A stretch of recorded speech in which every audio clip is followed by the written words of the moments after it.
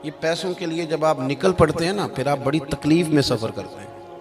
फिर आप हिसाब लगाते हैं कि घंटे कितने तो हज़ार कितने, फिर आप टेंशन का शिकार होते हैं। और जब आप कहते हैं ना सानू तख्त हज़ारे दी लोड़ की है, नाले की लगे शहर मंबोल दे नाल, असी ते अपनी बाल के सेकने आ, सानू की लगे किसी और दे नाल।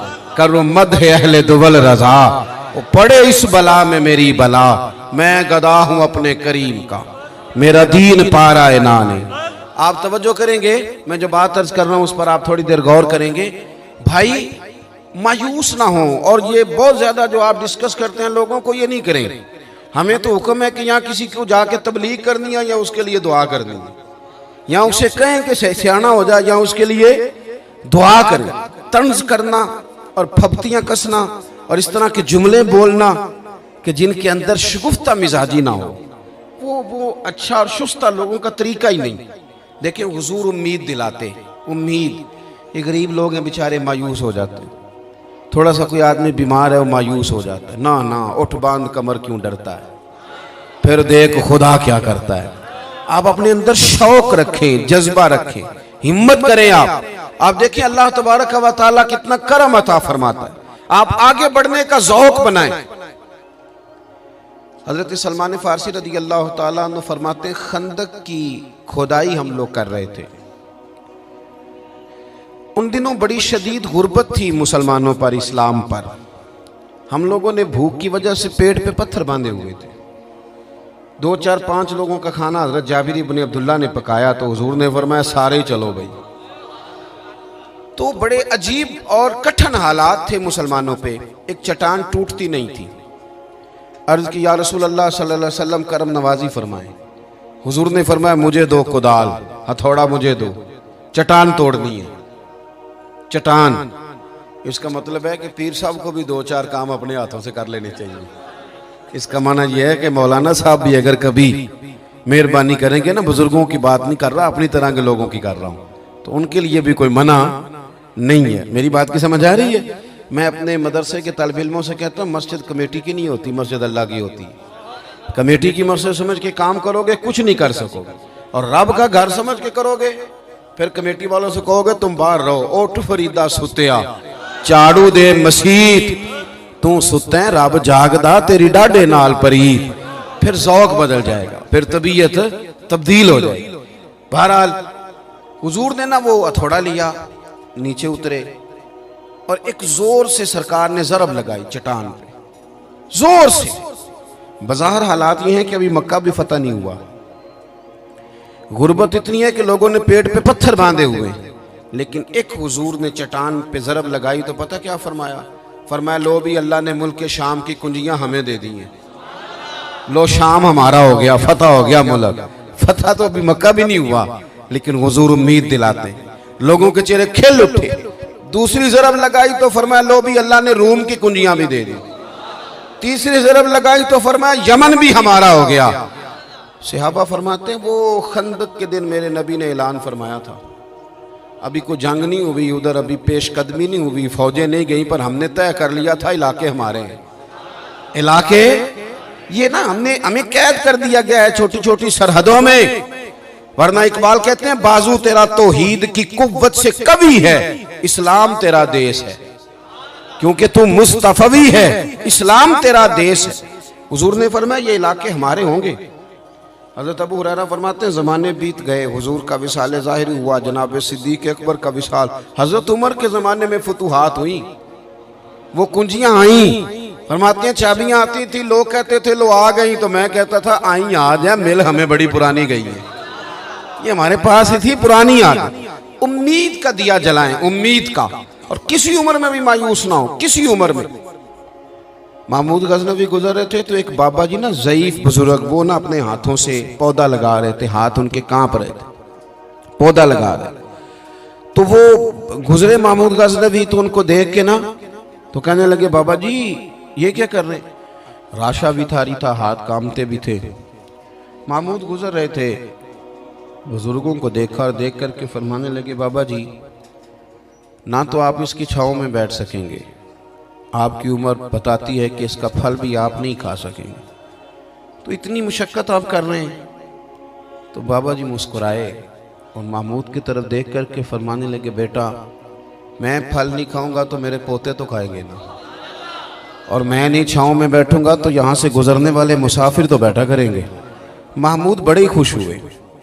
इतनी अच्छी बात, इतना खैर का जज्बा, इतनी अच्छी उम्मीद, इतना ताज़ा दम शख्स फौरन एक अशरफियों की थैली निकाली और कहा, बाबा जी ये तोहफे में रख लें, कबूल कर लें।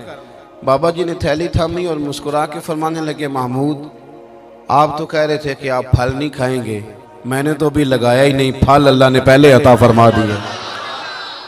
देखे मैंने उम्मीद लगाई थी कि मैं खैर करूंगा तो मुझे तो फल मिल गया।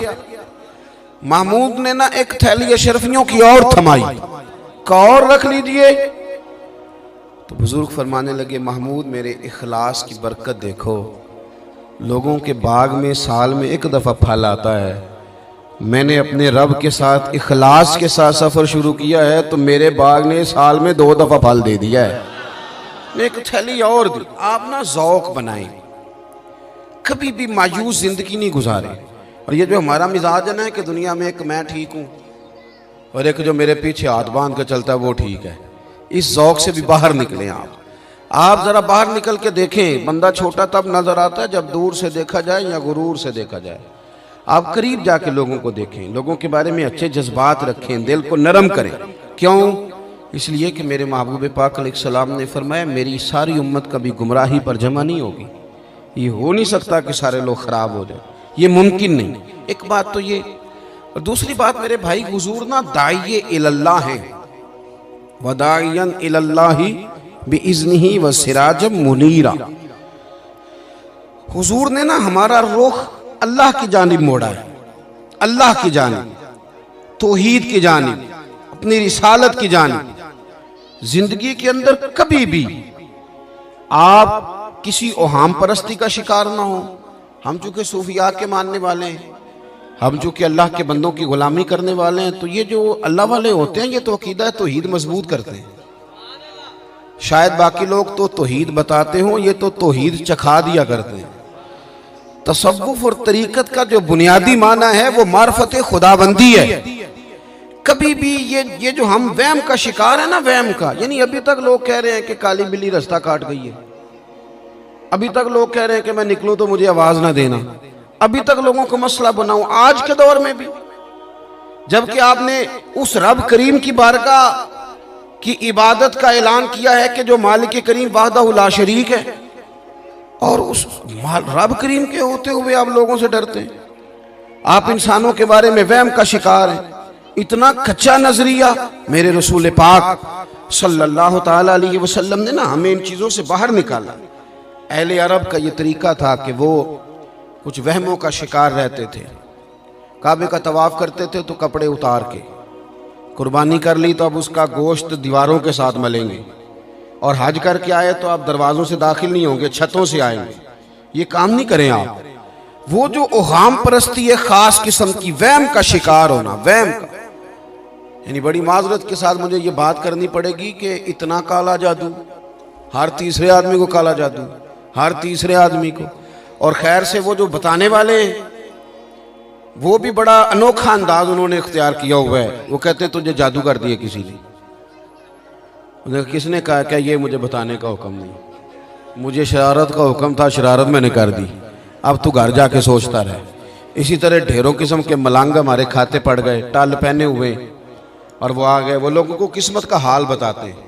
आपका तो मुझे नहीं पता, मैंने अपने देहातों में देखा है कि वो सोना भी डबल करते थे, बाद में पता चलता था अब सिंगल भी गायब हो जाता था। हंसे नहीं जी, ऊंचा नहीं हंसना चाहिए कभी भी, ये महफिल है हमारी, संजीदा माहौल है। मेरी बात पे आप तवज्जो करेंगे अजीज, कि आप ओहाम परस्ती का शिकार ना हो, वरना आप और नबी पाक सल्लल्लाहु अलैहि वसल्लम ना जगह जगह हुजूर हमें ज़ौक़ देते, समझाते कि तुमने अपनी तवज्जो अल्लाह रसूल की जानिब रखनी है, तुमने उलझना नहीं, वरना आप कैसे मैदान में निकलेंगे। फौजी कह दे हमें काला जादू हो गया, हमसे जाया नहीं जाता, तो जंग होगी। कोई कह दे हम पर तो वो फलाने ने आसेब करा दिया है तो हम दफ्तर नहीं जा सकते, तो कारोबार जिंदगी चलेगा। किन चक्करों में पड़ गए। जादू होता है, उसकी हकीकत से इनकार नहीं, लेकिन इतना कच्चा माहौल, इतनी कमजोर बात, ये अहले ईमान का शेवा नहीं है। आप Thank you for watching.